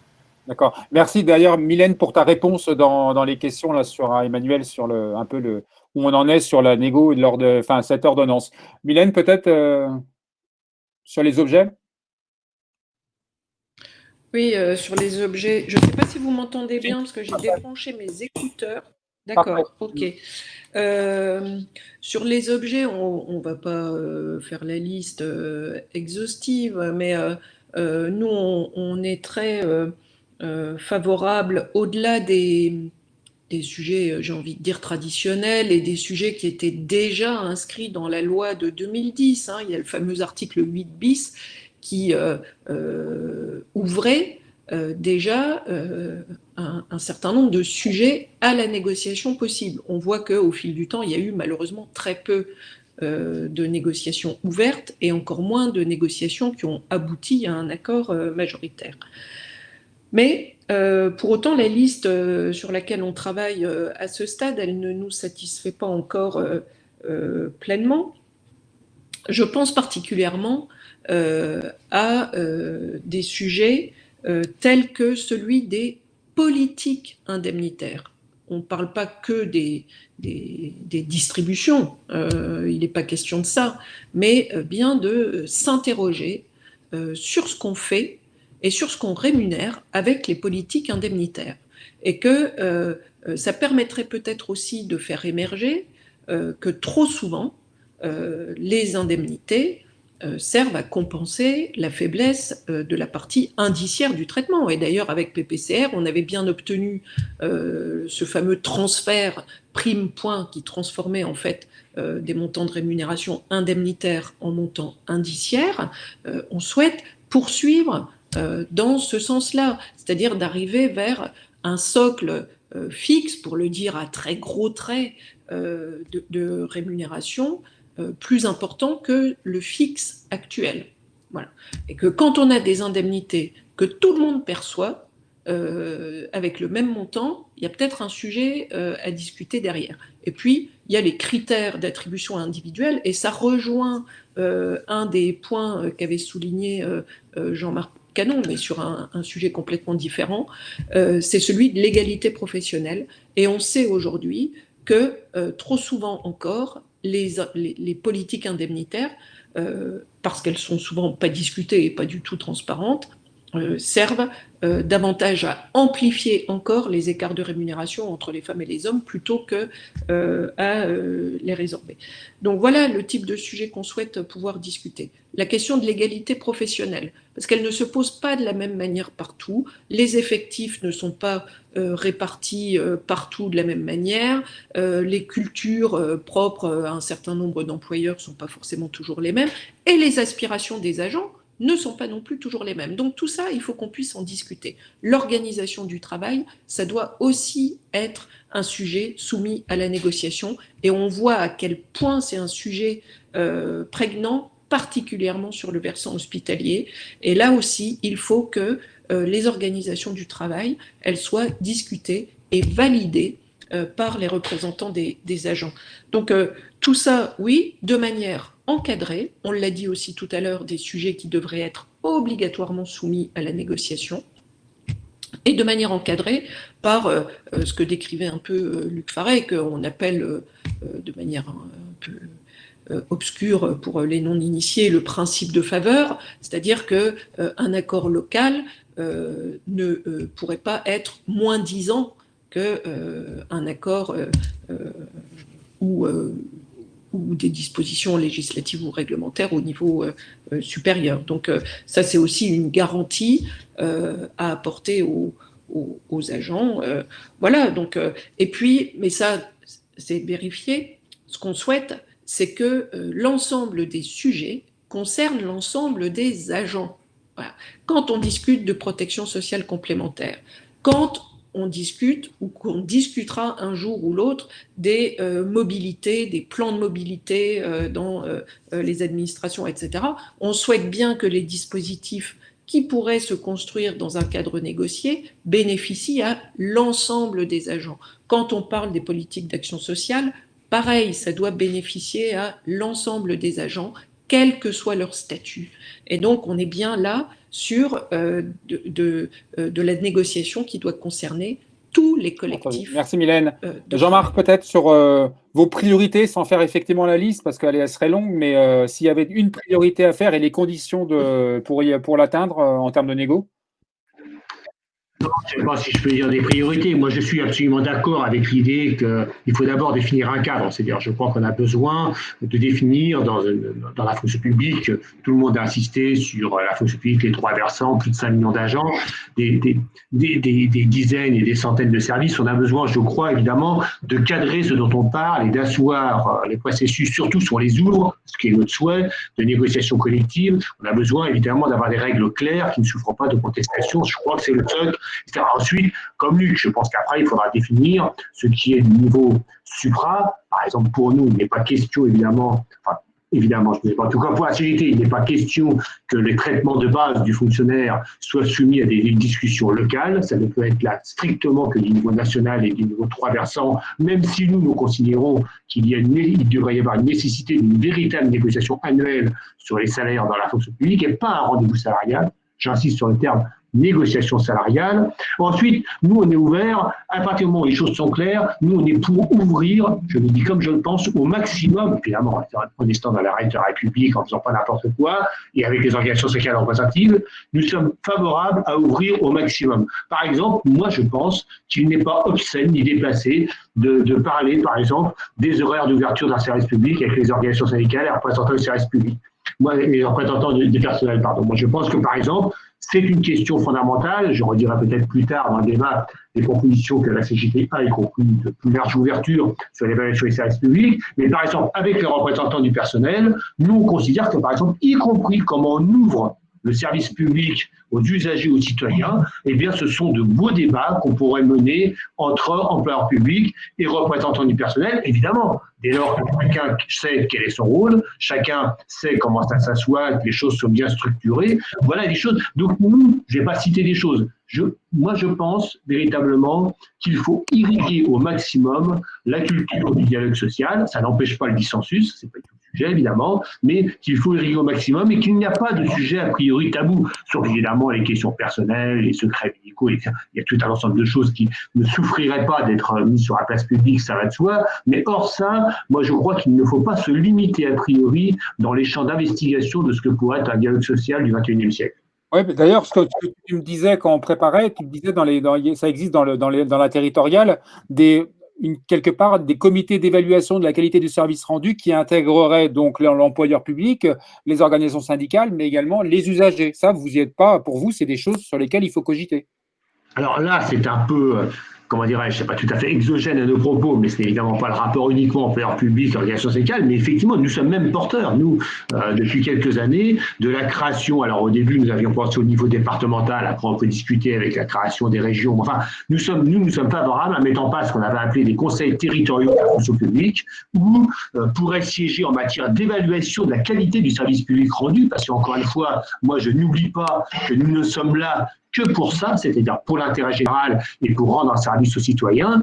Je ne le perds jamais de vue. Et donc, nous sommes favorables, effectivement, à mettre en place des instances d'évaluation du service public et de la qualité du service public rendu, dans lequel pourraient siéger de manière tripartite les employeurs publics, niveau considéré, les représentants des organisations syndicales représentatives et les représentants des citoyens usagers. La grande difficulté, d'ailleurs, est de savoir, lorsqu'on parle de citoyens usagers, de qui on parle et quels sont celles et ceux qui pourraient représenter ces usagers citoyens. Mais je crois que ça ne doit pas être un obstacle, même si c'est compliqué, un obstacle à mettre en place cela. Évidemment, il ne s'agit pas de juger du rendu individuel de l'agent, mais je crois que d'avoir des instances consultatives où on puisse dialoguer de manière ouverte entre ce qui se passe très peu entre ces trois parties sur le service public, la qualité du service public, ce qu'on attend des usagers, nous, ça nous semble un creuset, à tout le moins, qui nous semble un beau sujet de négociation sur lequel nous serions disponibles pour débattre sans attendre sur la mise en place de tels outils.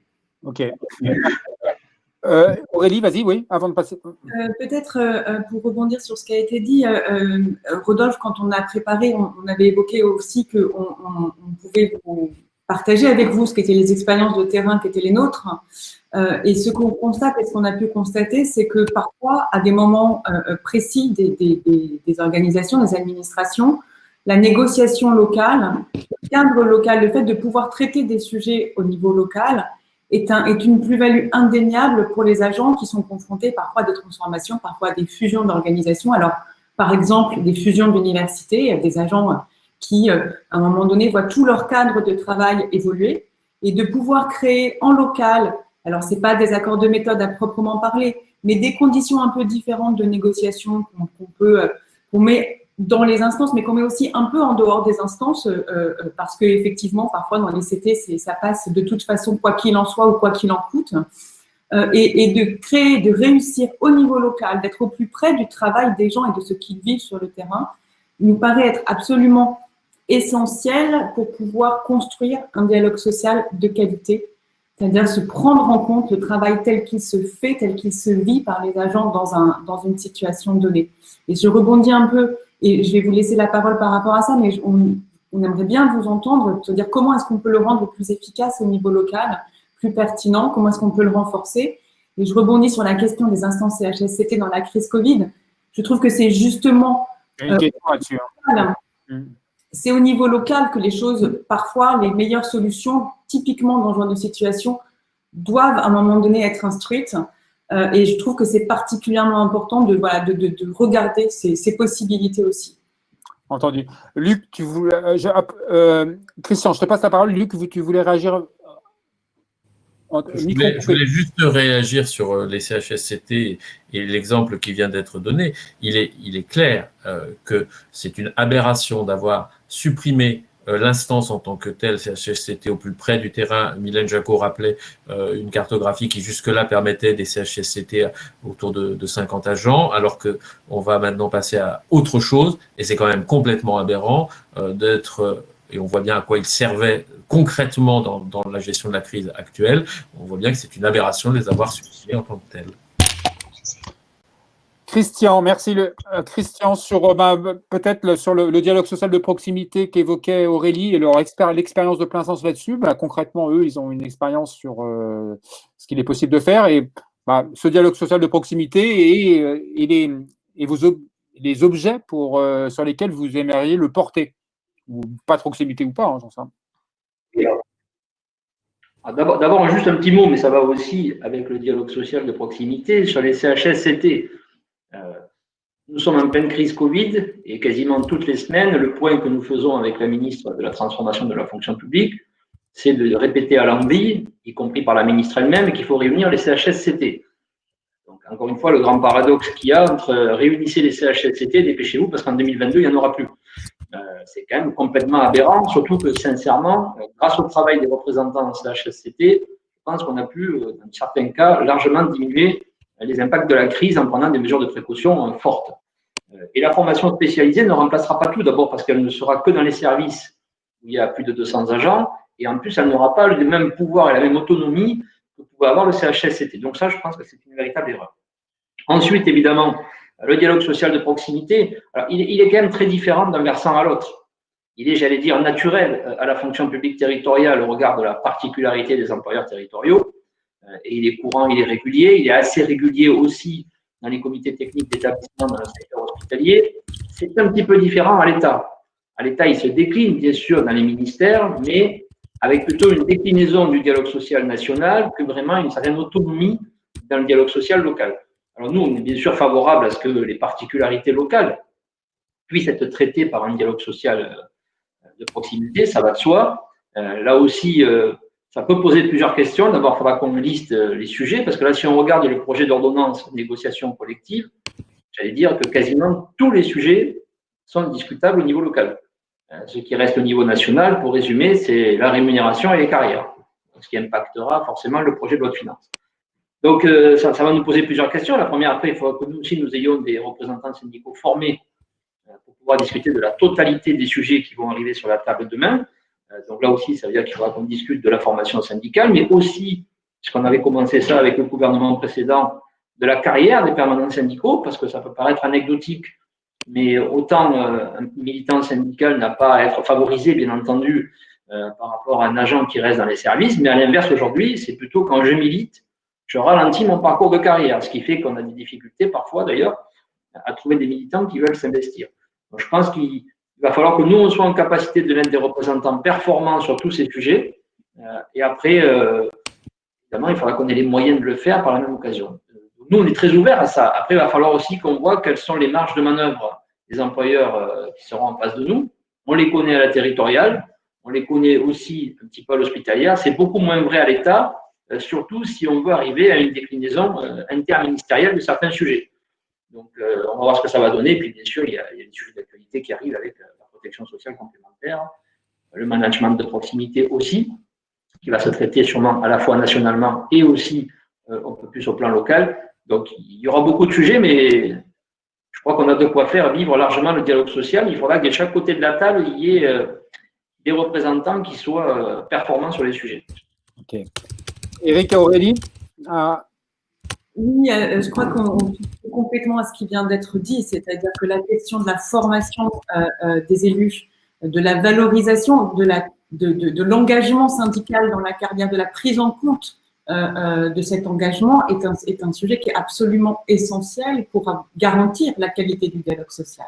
C'est que pour pouvoir, à un moment donné, comme ça vient d'être rappelé, avoir des personnes qui s'engagent, qui investissent, qui donnent quelque chose là de particulier, qui est celui d'aller dans la négociation, de porter un intérêt collectif, mais il faut d'une manière ou d'une autre que ce soit valorisé dans la carrière. Alors, c'est pas la question, effectivement, de dire que c'est un privilège, que ça donnera des privilèges, mais en tout cas, ça doit être valorisé et être reconnu comme tel, comme étant un engagement particulier, utile pour le commun, pour le collectif. Et c'est très, très important, et c'est une problématique qu'on a pour le coup dans le privé également, mais c'est très important qu'à un moment donné, on soit en capacité de traiter ce sujet-là, celui de la formation, bien sûr, mais aussi celui de la valorisation de la carrière, de l'engagement, pardon. Entendu. Merci à vous. Oui, tout à fait. Enfin, sachant que dans le privé, le sujet de la valorisation est un sujet depuis longtemps et il avance difficilement. et plus encore dans les fonctions publiques. Vous coupez si je me trompe, mais la capacité d'un agent à engager, à prendre un mandat et ensuite revenir dans les services, elle est encore plus faible que dans le privé, j'ai l'impression. Donc, il y a un travail vraiment à faire là-dessus, que dire de prendre un mandat, c'est pas se griller à vie dans le cadre de son parcours dans la fonction publique, et c'est le travail à faire pour… Mylène, ouais, tu voulais, non? Enfin, il me semble qu'il faut faire la différence entre un mandat et un engagement qui nous fait sortir des services avec des charges d'activité de service. C'est pas tout à fait les mêmes enjeux et les mêmes conséquences. Ce à quoi il faut veiller, c'est le respect du droit à s'engager. Voilà, et qu'il convient qu'il n'y ait pas de discrimination sur un quelconque militant syndical. Et on peut aussi militer sans avoir de mandat et sans avoir de décharge. Voilà, l'activité syndicale, c'est pas juste siéger dans une instance ou avoir un temps de décharge syndicale. Ça prend des formes complètement différentes, et on a quand même, heureusement, j'ai envie de dire, énormément de militants qui sont à temps plein dans leur service aussi, voilà, et qui participent à la vie syndicale, qui participent d'accompagner leurs collègues, qui participent de les renseigner, de les informer, etc., et qui peuvent avoir des échanges réguliers avec les supérieurs hiérarchiques, etc. Donc, il ne faut pas non plus réduire l'activité syndicale à quelque chose qui serait hyper professionnalisé, à temps plein systématiquement, etc. Donc, il y a quand même toute une série de niveaux et pour militer, et de niveaux d'engagement, etc. Et ils sont tous indispensables à faire vivre le fait syndical et la démocratie sociale. Enfin, voilà, c'est ça aussi. Entendu. Non, ouais, Voilà. bonne précision. Alors, ça fait la transition pour… alors, il nous reste 20 minutes et on va passer… Vous avez un peu abordé sur les moyens, et c'est aussi une question dans la salle. Effectivement, la question des moyens. Mylène, tu parlais des décharges. De plus en plus, vos moyens, ils sont déjà réduits parce qu'il y a quand même des spécificités dans les fonctions publiques. Moi, j'ai appris, c'est Jean-Marc qui me l'apprenait, vous pouviez être à 70% en termes de décharge, et puis vous avez des droits dérogatoires qui vous faisaient en fait considérer comme quoi vous étiez à temps plein et permanent syndical. C'est des choses qui sont en voie de disparition. Toujours est-il, la fusion la disparition du CHSCT, la réduction potentielle du nombre de CT au niveau décentralisé, parce que autant ministériel c'est acté, mais en termes décentralisés, ça ne sera pas forcément à isopérimètre. La disparition des CAP, enfin leur baisse de leurs prérogatives avec les heures en moins, dans quelle mesure clairement ça vous affecte en termes de moyens, et surtout dans quelle mesure ça interroge votre organisation. Alors rapidement, là par contre, là vous avez 5 minutes. Mylène. Oui, voilà, la baisse des moyens, on la dénonce, on la craint, et tout ce qu'on veut. Pour notre part, sur la question des droits dérogatoires, qu'on rentre dans les clous, c'est pas forcément grave. La question, c'est la manière dont on calcule les moyens. Et quand on veut de la transparence, on en veut partout. Donc, je veux dire, on assume. Voilà. Ceci dit, le problème, c'est que ces moyens, ils ont été distribués dans certains ministères assez largement, aux uns et aux autres, pas toujours de la même manière, etc. Enfin bref, donc je crois que les organisations syndicales, dans leur ensemble, n'ont pas grand-chose à perdre à la transparence. Première chose. Deuxième chose, on a à perdre à une baisse des moyens, ça c'est sûr. Donc, nous, ce qu'on souhaite, c'est qu'on revoie éventuellement la manière dont on calcule les moyens. Mais c'est autre chose que de distribuer le fait du prince, etc. C'est pas tout à fait la même conception. Et 3, on l'a vu dans le secteur privé. On peut toujours dénoncer, monter à la tribune, faire des manifs, etc. pour dénoncer la baisse des moyens syndicaux. N'empêche qu'à un moment, la baisse, on l'a subie. Et donc, c'est de savoir derrière comment on s'organise et comment on s'organise pour davantage mutualiser entre nous, au sein de nos organisations, ce qui implique de revoir nos organisations, de partager davantage des ressources, et des ressources aussi bien en production que parfois des ressources militantes. Et donc tout ça, c'est évidemment des choses qui sont à l'œuvre, j'ai envie de dire, à l'œuvre de manière un peu continue. Les uns et les autres ont des congrès, etc. Et le congrès, c'est aussi, à un moment ou à un autre, le moyen de s'interroger sur nos fonctionnements et nos organisations.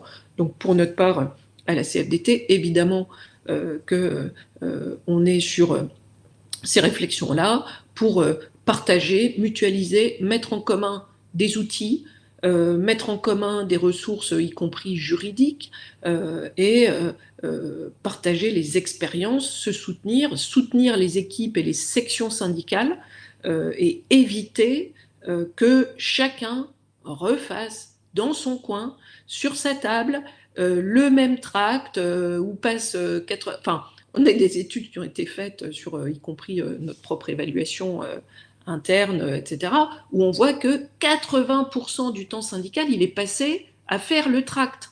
Donc il reste combien de temps pour éventuellement le distribuer, faire autre chose que de s'empailler entre nous sur la virgule, parce que je le dis et je pense qu'on a tous connu ça, les heures, voilà. Et ça, c'est pas très utile pour les agents. Voilà. Donc nous, ce qui nous intéresse, c'est comment on fait pour avoir des organisations qui soient là pour faire ce qu'on veut faire, c'est-à-dire représenter les agents, construire des revendications, construire l'intérêt général dans l'écoute de nos mandants, de leurs difficultés parfois personnelles, individuelles, etc. Et comment on fait émerger le général de tout ça, comment on le fait partager et comment on fait avancer nos revendications, parce que c'est ce que je dis aussi souvent, hein, dans gagner des élections, c'est pas la victoire qui est intéressante, c'est le fait qu'on fait progresser aussi les idées auxquelles on croit et nos convictions.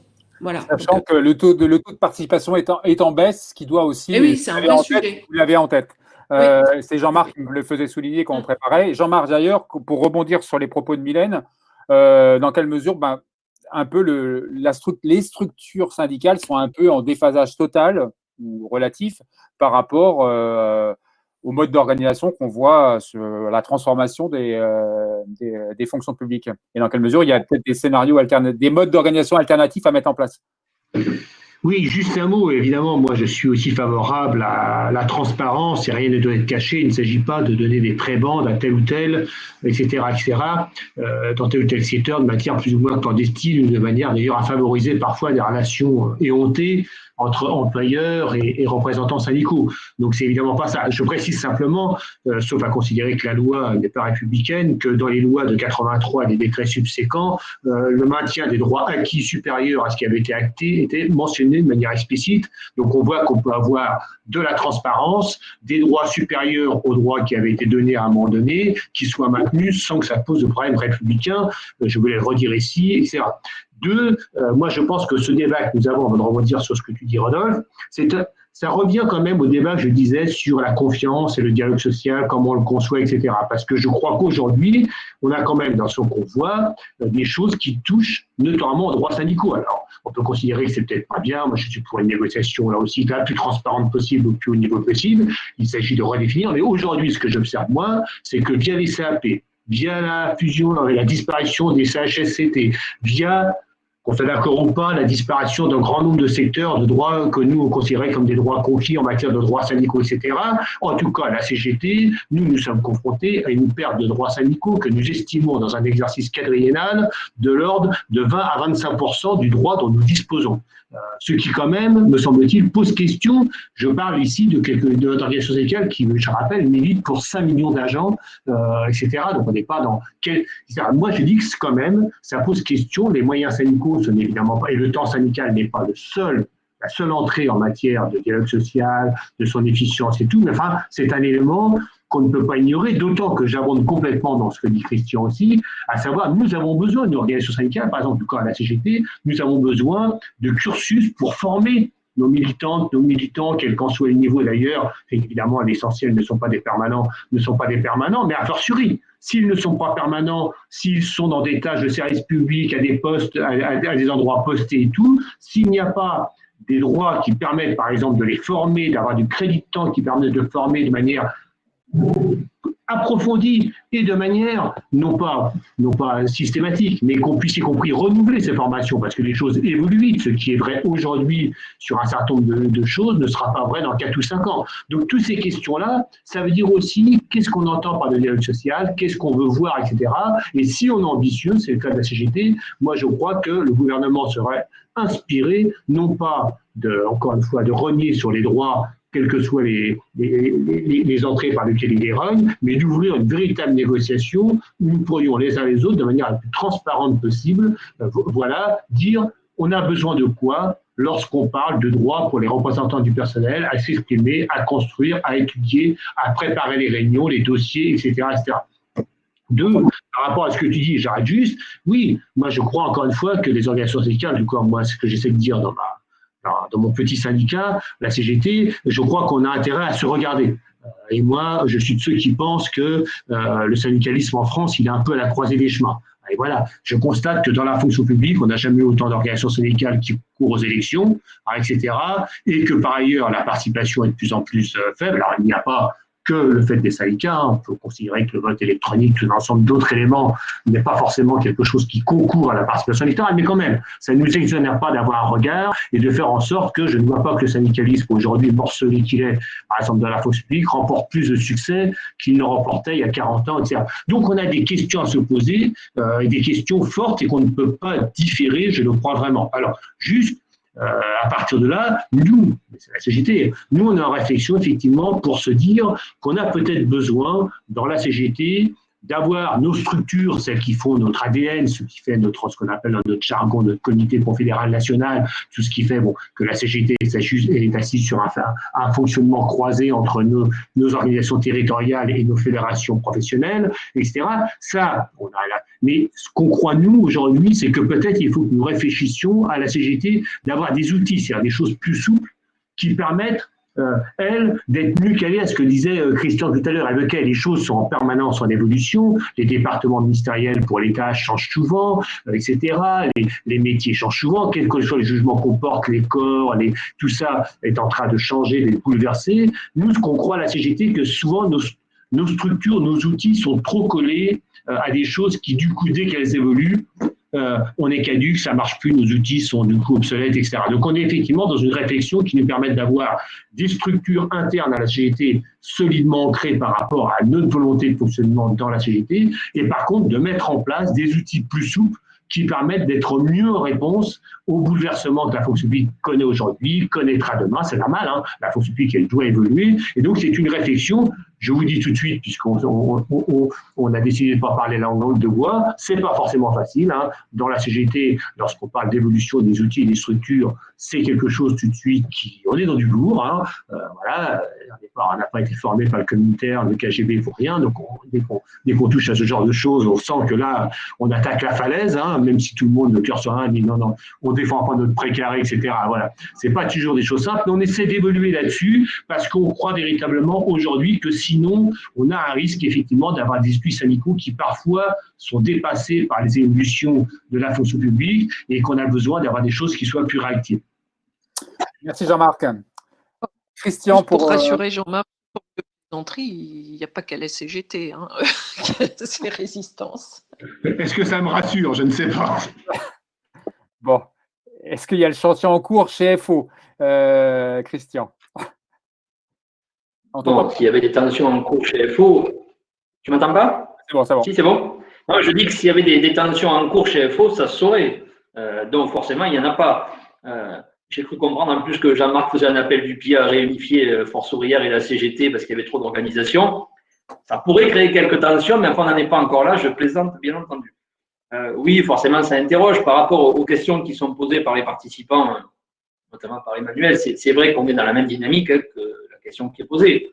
La fusion des IRP dans le privé ou nous, la fusion CT, CHSCT et les catégories hiérarchiques pour les CAP à la place des CAP de corps, de fait, ça va réduire le nombre de représentants du personnel. De fait, ça va réduire ce qu'on appelle les ordres de délégation ou les autorisations spéciales d'absence, puisqu'il y aura moins de participants dans ces réunions.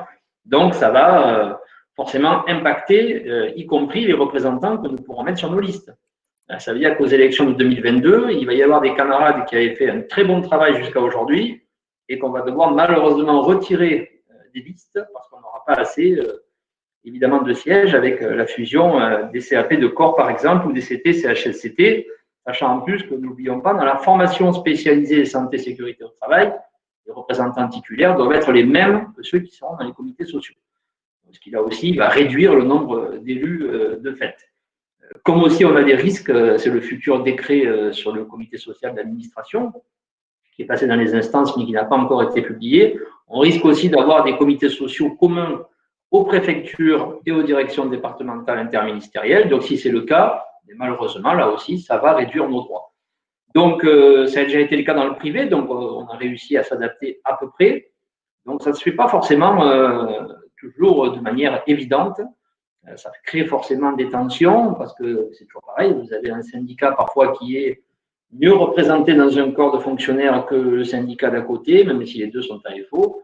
Et quand vous devez réunir ces deux syndicats sur la même catégorie hiérarchique, il faut trouver un équilibre pour que chacun puisse rester représenté à minima.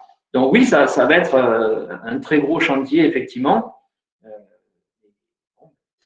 C'est malheureusement quelque chose que nous subissons tous, puisque nous avions tous voté contre cette loi de transformation de la fonction publique. Nous étions tous opposés, en particulier, à ces changements en termes de dialogue social. J'avoue que la plus grande difficulté pour nous, ça va être d'articuler ces nouvelles obligations avec, soi-disant, une rénovation ou une amélioration du dialogue social et de la négociation collective. J'avoue que les messages du gouvernement sont assez contradictoires. Alors après, bon, on va s'organiser. Mylène l'a dit, il y a des congrès, il y aura des assemblées générales. Parfois, ça se passera bien, parfois, ça se passera moins bien. Parfois, c'est la vie syndicale est parfois aussi agitée que la vie administrative. Donc, on fera ce qu'on peut en tout cas, parce que je crois que c'est l'essentiel au bout du bout. C'est que pour nous, dans chaque service, dans chaque administration, il faut qu'il puisse y avoir un représentant de force ouvrière qui soit à l'écoute des salariés et des fonctionnaires au sens large. Donc, on va s'organiser pour que ce soit comme ça. Et on gérera en interne les responsabilités de chacun. Entendu. Merci Christian. Alors, on était parti sur 1h30. Je me suis permis de rajouter 10 minutes au live. Comme ça permettra à Luc de rebondir un peu sur les enjeux rapidement et en termes sur les moyens. Et ensuite à Aurélie et Eric de restituer un peu ce que vous avez entendu, fort de votre expérience à vous. Luc. Oui, moi, je voudrais dire déjà, rappeler que le syndicalisme, pour nous, à l'UNSA, c'est un des fondements essentiels de la démocratie. Et les mesures prises par le gouvernement, aussi bien dans le public que dans le privé, qui sont assez comparables, nous interrogent beaucoup et nous permettent, en tout cas, de nous inquiéter sur la volonté du gouvernement de ne pas agir contre le fait syndical, même si officiellement il dit le contraire. On peut s'interroger quand on regarde la lecture du rapport CAP 2022. On s'aperçoit quand on lit ce rapport qu'il est écrit quasiment noir sur blanc qu'il faut diminuer les moyens aux organisations syndicales. Et moi, je dis que c'est dommageable pour ce qu'est le syndicalisme, c'est-à-dire pas seulement avec l'image d'Épinal, de la manifestation, mais aussi de pouvoir porter des améliorations pour les agents, pour les salariés pour la partie privée, et le fait de diminuer les moyens des organisations syndicales, ça aura des répercussions sur l'ensemble du syndicalisme français, le fait de diminuer des moyens syndicaux dans la fonction publique. Et donc, nous disons à l'UNSA, quelles que soient les formes de syndicalisme, parce que sinon on serait dans une seule et même organisation, quelles que soient les formes de syndicalisme, quelles que soient les solutions que les uns ou les autres pouvons porter, il faut que nous adaptions au-delà de ce qui est normal par rapport à l'évolution de la société, mais à une volonté de réduire l'influence syndicale qui est pourtant une des caractéristiques de notre pays et de notre démocratie.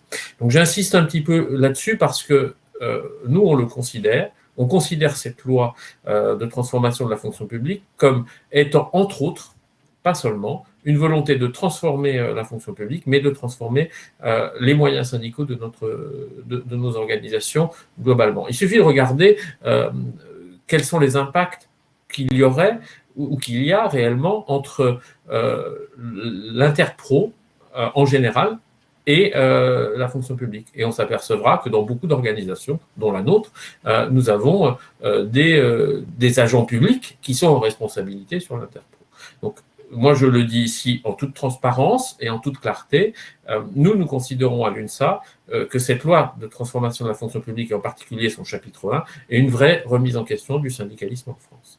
Alors, au-delà de ça, nous, on essaie de s'adapter, de proposer une autre façon de faire par rapport à ce que nous faisions jusque-là, et de proposer un accompagnement individualisé des agents, par exemple, le plus possible, et d'être en contact direct avec eux.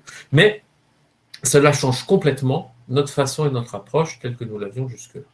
J'insiste un petit peu là-dessus, mais je sais bien que toutes nos organisations, quelles qu'elles soient, trouveront des réponses, parce que nous allons défendre l'idée, et même si nous n'avions plus de moyens, en tout cas à l'UNSA, on continuera à défendre les agents, à apporter des améliorations pour leurs conditions de vie, les conditions de travail, et faire que le syndicalisme soit là, tel qu'il a toujours été, depuis qu'il existe, comme un élément fondamental de notre démocratie.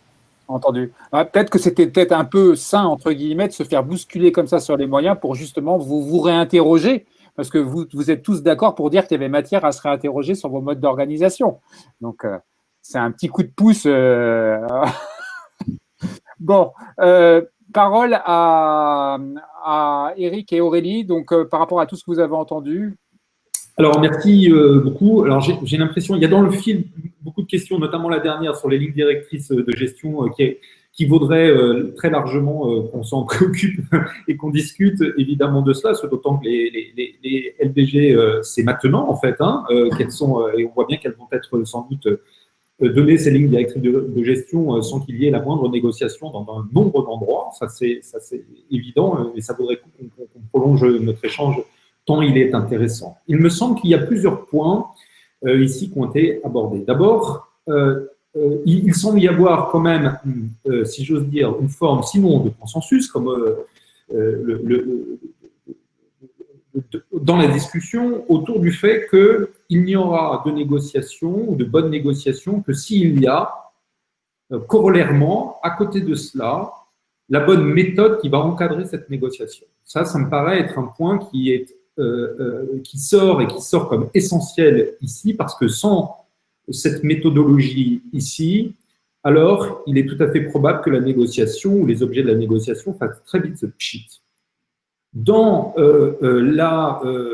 les process et les outils ici, il apparaît aussi évident qu'il y a une forme de modernisation probablement de la démocratie sociale, puisqu'on l'a évoqué à plusieurs reprises. Aujourd'hui, ce diptyque entre les employeurs et les représentants du personnel, les organisations syndicales, peut venir s'additionner d'usagers évidemment, de comités d'usagers, voire de fonctionnaires eux-mêmes qui, dans des accords de méthode, peuvent participer à travers des groupes de travail sur un certain nombre d'objets, et qu'il est temps d'ouvrir probablement, mais ça c'est notre point de vue, d'ouvrir dans ces accords de méthode, largement en gardant les prérogatives évidemment de chacun. Il y a aussi sur les objets quelque chose qui est apparu très fort, c'est l'enjeu de la subsidiarité.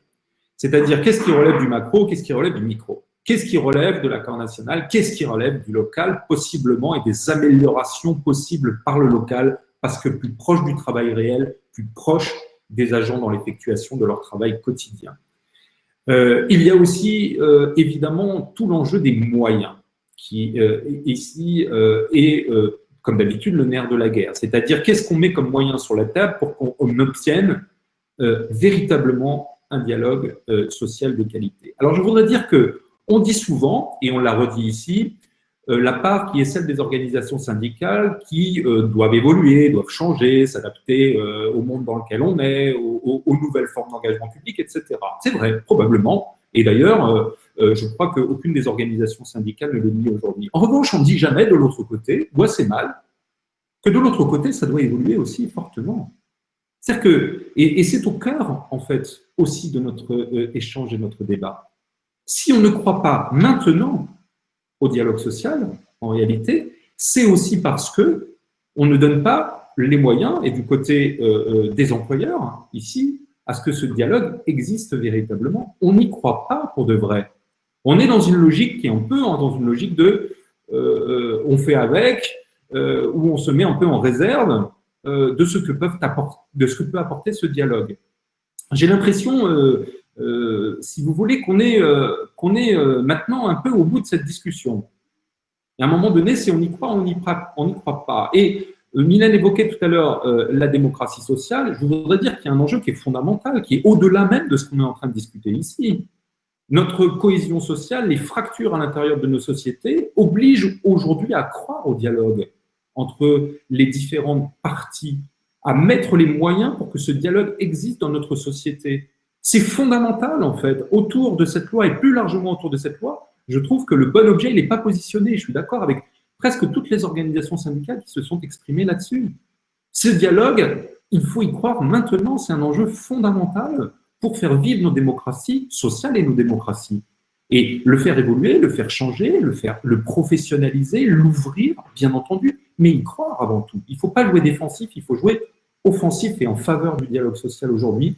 C'est en tout cas, nous, notre pari, et on croit fondamental pour l'avenir et on y croit réellement.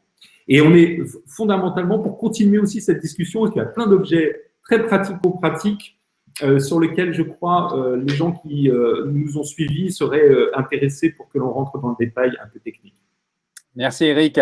Aurélie, peut-être? Oui, non, mais je ne vais pas redire ce qu'a dit Eric. Ouais. Évidemment, je partage pleinement l'importance du dialogue, l'importance des conditions du dialogue et d'y croire. C'est ce qu'on essaye de faire tous les jours. Peut-être juste vous remercier des expériences de terrain qu'on aurait eu envie de partager plus, peut-être, pour vous entendre aussi, pour vous dire parfois ce qu'on arrive à faire et ce qu'on n'arrive pas à faire, mais aussi parfois quelques réussites que voilà, on aimerait évoquer avec vous à l'occasion. Donc, je suis bien partante pour prolonger ces échanges. Et je vous remercie infiniment, je remercie Rodolphe, mais je vous remercie infiniment de nous avoir acceptés comme partenaires dans ce temps ce matin. Merci à vous. Merci à vous, plein sens. Merci à vous deux. Et merci à vous quatre pour vos interventions. Effectivement, on n'a pas éclusé le sujet, loin de là, mais en tout cas, merci pour votre parole libre. Et en espérant que ça soit effectivement, qu'on ne se berce pas d'illusions avec cette histoire de dialogue social, de refondation, parce que ça serait dommage qu'on se soit bercé d'illusions, qu'on l'ait simplement fait parce que dans le privé c'était fait, il fallait le faire dans le public et puis point à la ligne. Ça serait un peu dommage. Et effectivement, il y a des enjeux majeurs qui ont été rappelés par Eric, et il y a, sur la notion de service public et d'intérêt général, il y a peut-être matière à donner des beaux exemples. Donc, merci à vous et bonne journée à tous. Et compte rendu à suivre sur Miroir Social. Merci à plein sens. À bientôt. Au revoir. À bientôt. Au revoir. Au revoir.